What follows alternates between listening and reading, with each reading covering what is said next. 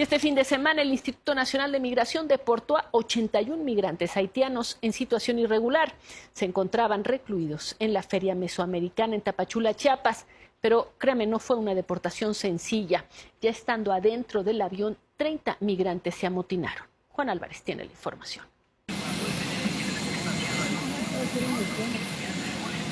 Hacia las 8 de la mañana, los haitianos ingresaron al avión y ahí al menos 30 de ellos se amotinaron. Se enfrentaron con elementos del Servicio de Protección Federal, quienes iban acompañados de la delegada de Migración Yadira de los Santos y otros agentes migratorios, quienes al entrar a la aeronave para controlar a los haitianos fueron recibidos a golpes y mordidas.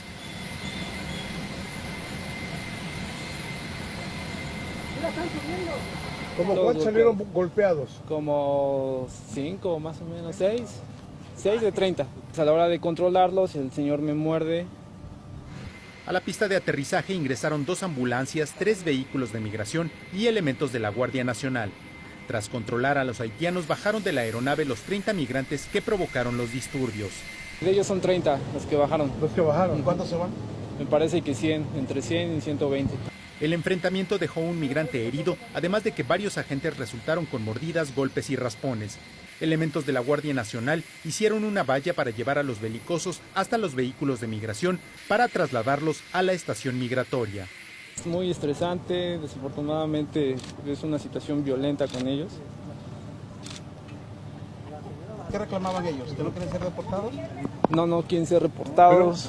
Siempre son muy más los paisanos estos de Haití que son muy... no quieren regresar muchos, entonces se huelgan, pues ya sabes, se resisten, pero pues tienen que devolverse a su país. Luego de 4 horas de retraso y una vez controlada la situación, el Boeing 727 de la Policía Federal levantó vuelo hacia Puerto Príncipe con los 81 migrantes a bordo.